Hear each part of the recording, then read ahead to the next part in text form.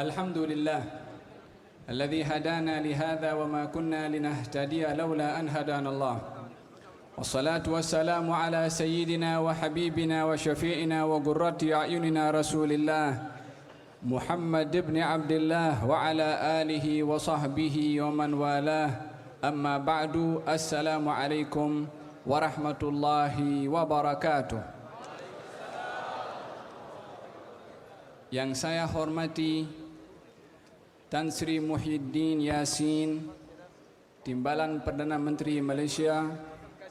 Yang saya hormati Datuk Jamil Khair, Menteri di Jabatan Perdana Menteri, Pengurusi Yayasan Pendidikan Ceras, Datuk Syed Ali bin Tan Sri Syed Abbas Al-Habashi, kepada Tan Sri Syed Hamid Albar, juga kepada pengarah Jawi Datuk Cik Mat, hadirin dan hadirat yang saya kasihi lagi saya sayangi. Kita bersyukur kehadirat Allah Subhanahu wa taala untuk berada di sebuah majlis yang di mana Allah menjanjikan kepada majlis seumpama ini satu pemberian yang tidak dimiliki oleh penghuni langit maupun penghuni bumi. Allah menjanjikan majlis kepada orang yang menghadiri majlis seumpama ini dengan rahmat. Tiada yang mempunyai rahmat kecuali Allah. Allah menjanjikan kepada orang yang menghadiri majlis seumpama ini dengan pengampunan, dan tiada yang berhak untuk mengampunkan dosa seseorang kecuali Allah. Allah menjanjikan kepada orang yang hadir dalam majlis seumpama ini dengan digantikan dosa yang diampunkan dengan kebaikan kecuali Allah Subhanahu wa taala yang hanya boleh untuk memberikan perkara yang sedemikian. Demikian bisyarah kabar gembira yang disampaikan oleh baginda Rasulullah sallallahu alaihi wa ala alihi wasallam, yang tidak pernah berucap melalui hawa nafsunya melainkan wahyu daripada Allah Subhanahu wa taala, an qumu maghfuran lakum qad buddilat sayyi'atukum hasanat. Bersurailah kamu daripada majlis itu, yakni majlis zikir, dalam keadaan dosa kamu diampunkan dan digantikan dosa yang diampunkan itu dengan kebaikan dari Allah Subhanahu wa taala. Kita tidak hadir dalam majlis seumpama ini kecuali Allah yang menggerakkan hati kita untuk hadir di tempat ini. Bila mana ada kehendak daripada Allah untuk menghadirkan kita di tempat ini, untuk mendapatkan rahmat, untuk mendapatkan pengampunan, untuk mendapatkan ganjaran sebanyak dosa yang diampunkan tadi, bermakna Allah menghendaki supaya kita menghampirkan diri kepada Allah Subhanahu wa taala. Tiada orang yang menghampirkan diri kepada Allah melainkan Allah akan lebih menghampirkan zatnya yang maha tinggi kepada hamba tersebut sebagai tanda kasih sayangnya Allah Subhanahu wa taala kepada hamba itu. Alhamdulillah akan nikmat taufik yang diberikan oleh Allah Subhanahu wa taala kepada kita pada malam hari ini. Dan yang kedua, program dan majlis yang kita adakan selain berzikir kepada Allah Subhanahu wa taala yang merupakan vitamin kepada kita punya ruh, yang merupakan makanan kepada kita punya ruh, agar supaya mendapat bahagiannya daripada zikir untuk dizikir oleh Allah Subhanahu wa taala. Yang menyebut nama Allah akan disebut namanya oleh Allah Subhanahu wa taala. Jangan disamakan zikir kita ketika menyebut nama Allah dengan zikir Allah ketika menyebut nama kita. Kita berzikir kepada Allah dengan penuh pengiktirafan akan kekurangan kita, akan kesilapan kita, akan kekhilafan kita, dan akan keperluan kita kepada Allah Subhanahu wa taala. Tetapi zikir Allah Subhanahu wa taala kepada kita untuk merahmati, untuk memberikan ihsan, untuk memberikan kebaikan, untuk memberikan pengampunan, untuk memberikan hidayah, untuk memberikan taufik dan segala jenis kebaikan. Bila mana Allah Subhanahu wa taala ingin memberi kepada hambanya, maka tiada akal yang boleh mengira jumlah bilangan pemberian Allah Subhanahu wa taala. Kita pun juga menyebut tentang seorang insan, memuji yang namanya sudah dipuji sebelum kita memujinya. Bahkan sebelum dipuji oleh penghuni bumi sudah dipuji oleh yang maha Kuasa subhanahu wa ta'ala, Allah subhanahu wa ta'ala. Kenapa sebentar tadi kita mendendangkan qasidah yang dibawakan oleh Al-Fadhil Al-Habib Al-Mahbub Al-Habib Syekh bin Abdul Qadir As-Saggaf, mendendangkan pujian kepada baginda Rasulullah sallallahu alaihi wa ala alihi wa sahbihi wasallam.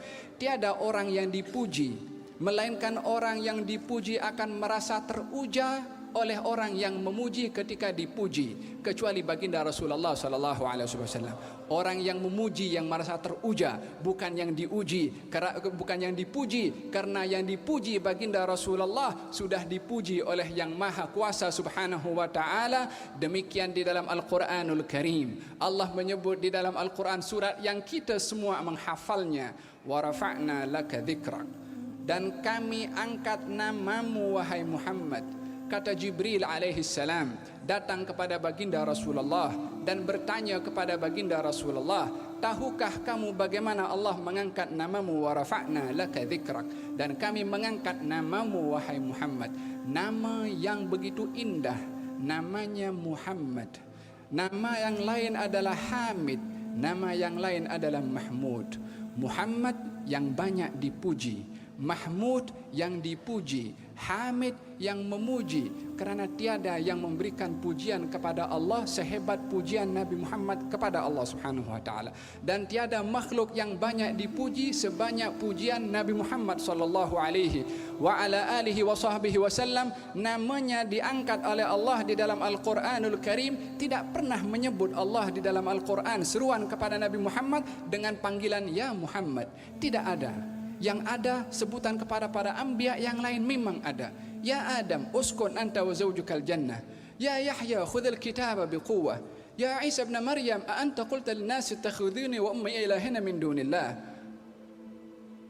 Sebutan kepada para anbiya disebut namanya langsung, tapi bagi baginda Rasulullah bukan hanya tak pernah dipanggil oleh Allah dengan namanya, tapi dilarang orang memanggil nama Muhammad dengan namanya. Tak boleh panggil ya Muhammad. La taj'alu du'a ar-rasuli bainakum ka du'ai ba'dikum ba'dha. Jangan kamu samakan panggilan kamu kepada Rasul ini Nabi Muhammad macam kamu panggil kepada yang lain. Yang ada dalam Al-Quran Allah panggil ya ayyuhar rasul balligh ma unzila ilaika min rabbik, ya ayyuhan nabi inna arsalnaka syahidan wa mubasysyiran wa nadhira, ya ayyuhal muzammil, ya ayyuhal muddaththir. Gelarannya yang dipanggil, tapi tak ada panggilan ya Muhammad. Kalau ada nama Muhammad di dalam Al-Quran, itu bukan dalam bentuk panggilan, tapi dalam bentuk ikhbar, pemberitahuan. Wa ma Muhammadun illa rasul, Muhammadun Rasulullah walladzina ma'ahu asyidda 'alal kuffar ruhama bainahum. Demikian Allah melarang kepada hambanya untuk memanggil kepada Rasulullah dengan namanya, sementara Allah memanggil kepada para nabi dengan nama Nabi Muhammad, nama para nabi tersebut, tapi tidak kepada Nabi Muhammad. Wa rafa'na laka dzikrak, kami angkat namamu wahai Muhammad, sehingga tak dibenarkan mana-mana orang memanggil kepada namanya secara langsung, melainkan kepada gelaran itu. Rasulullah, tahukah kamu apa makna Allah mengangkat namamu? Kata baginda Rasulullah, Allahu a'lam, Allah yang maha mengetahui. Jibril menjawab, tidak disebut nama Allah kecuali disebut nama engkau juga bersama dengan Allah subhanahu wa ta'ala. Bila mana orang mengucap syahadat asyhadu an la ilaha illallah wa anna muhammadan rasulullah, dalam kumandangan adzan asyhadu an la ilaha illallah wa anna muhammadan rasulullah, dalam tahiyat asyhadu an la ilaha illallah wa anna muhammadan rasulullah, diiringkan namanya dengan nama Allah subhanahu wa ta'ala, karena sentiasa namanya marfu', yakni diangkat, dan orang yang hampir dengan Nabi Muhammad namanya pun akan terangkat. Agrabukum minni manzilan yaumal qiyamah aktsarukum alayya salah. Orang yang paling hampir dengan aku, tinggi derajatnya, orang yang paling banyak berselawat kepada aku. Demikian kata baginda Rasulullah sallallahu alaihi wa ala alihi wa sahbihi wasallam. Kenapa nama baginda Rasulullah itu diangkat namanya? Kenapa derajatnya begitu tinggi di sisi Allah subhanahu wa ta'ala? Sebab yang utama yang ada pada baginda Rasulullah dan menjadi sebab beliau terangkat nama dan kedudukannya, sebab sifat rahmat, sifat kasih sayang. Allah subhanahu wa ta'ala, Nabi sallallahu alaihi wasallam bersabda, al-khalqu kulluhum iyalullah fa ahabbuhum ilallah anfa'uhum li'iyalih. Semua makhluk ini perlu kepada Allah. Orang yang paling dekat dengan Allah adalah orang yang paling banyak mendatangkan manfaat kepada orang lain. Tiada orang yang mendatangkan manfaat kepada orang lain sebanyak, sebesar, sehebat manfaat yang dibawa oleh Nabi Muhammad sallallahu alaihi wasallam. Kasih sayangnya kepada umatnya itu adalah melebihi kasih sayang umat kepada dirinya sendiri. Oleh karena yang demikian, Allah Subhanahu wa taala menggelarkan kepadanya dua nama daripada nama Allah Subhanahu wa taala, Ar-Rauf dan juga Ar-Rahim. Laqad ja'akum rasulun min anfusikum, diungkapkan, diuraikan, diceritakan oleh Allah. Nak tahu macam mana kasih sayang Muhammad kepada umatnya? Baca ayat yang aku turunkan kepada kamu. Laqad ja'akum rasulun min anfusikum. Telah datang kepada kamu seorang rasul bahagian daripada kamu. Syekh Muhammad Mutawalli Sya'rawi menukil sebuah qiraat yang lain daripada anfusikum menjadi anfasikum. Apa beza anfusi dengan anfasi? Anfus diri kamu, anfas yang termulia di antara kamu. Aku utus telah datang kepada kamu seorang rasul yang mulia kepada kamu. Apa sifatnya? Azizun alaihi ma anittum. Dia merasa berat hati, merasa memikul sesuatu tanggung jawab, merasa susah apa saja kesusahan yang menimpa kepada kamu. Perkara yang menimpa kepada umatnya yang menyusahkan, perkara itu juga menyusahkan kepada baginda Rasulullah sallallahu alaihi wa ala alihi wa sahbihi wasallam. Azizun alaihi ma anittum harisun alaikum, amat menyayangi kepada kamu. Bahasa Arab amat indah, bila mana dikatakan haris bukan sayang tapi amat sayang. Menggunakan sirah mubalaghah, haris, fa'il, amat sayang. Bila mana yang menggambarkan amat sayang ini yang maha penyayang, jangan kita nak guna minda akal kita nak mengetahui macam mana sayangnya Nabi Muhammad. Bolehkah kita menguraikan sayangnya Nabi Muhammad? Uraian kita itu hanya serpihan sikit saja daripada hakikat kebenaran kasih sayang Nabi Muhammad sallallahu alaihi wa ala alihi wa sahbihi wasallam. Kasih sayangnya jauh. Memang benar apa yang difirmankan oleh Allah Subhanahu wa taala, wa ma arsalnaka illa rahmatan lil alamin. Kami tidak mengutus engkau wahai Muhammad kecuali membawa rahmat kepada alam semesta. Nak tahu bagaimana rahmatnya kepada alam semesta? Baginda Rasulullah sallallahu alaihi wa ala alihi wasallam rahmatnya bukan hanya kepada manusia yang beriman sahaja, bahkan kepada orang yang tidak beriman. Macam mana gambaran baginda Rasulullah rahmatnya kepada orang yang tidak beriman? Ketika beliau diusir daripada Taif, kemudian malaikat datang ingin menjatuhkan itu gunung kepada penduduk Taif, Nabi mengatakan jangan. Sebab apa? Itu orang Taif mengusir kepada Nabi, memusuhi kepada Nabi, melempar kepada Nabi. Apa pasal Nabi kata jangan? Ini arju, saya mengharapkan keturunan yang masih ada di dalam sulbi orang-orang yang melempar, melontar, mengusir kepada aku itu, aku mengharapkan keturunan daripada mereka yang akan membawa kepada bendera aku ini. Pandangannya itu bukan kepada siapa yang melakukan perbuatan buruk kepada dirinya, tapi jauh melihat kepada masa depan, melihat masih ada tersimpan dzurriyyah orang-orang yang mereka itu adalah merupakan bahagian daripada umatnya, masih adanya benih-benih yang boleh membela kepada agama yang dibawa oleh Nabi Muhammad sallallahu alaihi wasallam. Jangan, ini arju, saya mengharapkan benih yang masih ada di sulbi-sulbi mereka itu yang akan membawa kepada bendera ini, kata Nabi Muhammad sallallahu alaihi wasallam. Maka harapan ini menjadi hakikat dengan datangnya penduduk Taif pada waktu itu beriman kepada baginda Rasulullah daripada keturunannya, sehingga orang-orang yang dahulunya tok nenek moyangnya yang melontari kepada Nabi, dzurriyyahnya beriman kepada Nabi Muhammad sallallahu alaihi wa ala alihi wasallam. Ini rahmatnya kepada orang kafir. Kalau rahmatnya kepada orang beriman, jangan tanya hebatnya. Setiap malam, kata Siti Aisyah mengatakan, beliau akan bangkit dan salat. Kemudian bila mana salat dan sujud, pada waktu sujud itu tanah basah dengan titisan air mata Nabi SAW. Bila mana duduk, maka air matanya menetes sehingga membasahi kepada paha Nabi SAW. Kata Siti Aisyah, kenapa kamu buat begitu sementara Allah dah ampunkan dosa kamu yang terdahulu dan yang akan datang, dan dia pun tak ada dosa juga. Kata baginda Rasulullah, bukankah aku sepatutnya menjadi hamba yang bersyukur kepada Allah Subhanahu wa taala? Beliau bersabda, Allahumma ighfir li Aisyah ma qaddamat wa ma akharat wa ma asarrat wa ma a'lanat. Ya Allah, ampunkan dosa Aisyah yang dahulu dan yang akan datang, yang nampak dan yang tidak nampak.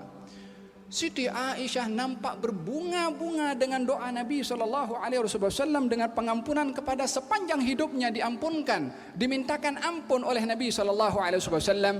Kata Siti Aisyah ketika menampakkan kegembiraannya, baginda bersabda bertanya, "Asarurti ya Aisyah?" Kamu seronok wahai Aisyah? Kata Siti Aisyah, macam mana aku tak seronok dengan doa yang kau berikan kepada aku? Beliau bersabda, itu doa aku setiap malam untuk umat aku. Harapannya kepada Allah Subhanahu wa taala untuk melihat kepada umatnya itu adalah berjalan di jalan yang dibawa oleh baginda Rasulullah sallallahu alaihi wa ala alihi wa sahbihi wasallam. Ini kedudukan seorang insan yang tertinggi yang kita memuji kepada baginda Rasulullah dengan harapan agar supaya kita pun dapat bahagian daripada fadilah yang diberikan oleh Allah Subhanahu wa taala kepada baginda Rasulullah. Fadilah yang kita harapkan di dunia dengan sentiasa kita terbimbing pada jalan baginda Rasulullah, dan juga di akhirat adalah untuk mendapatkan syafaat daripada baginda Rasulullah. Tadi disebutkan memohon syafaat kepada baginda Rasulullah sallallahu alaihi wasallam. Kata baginda Rasulullah dalam Sahih Muslim, beliau bersabda, "Mathali wa mathalukum."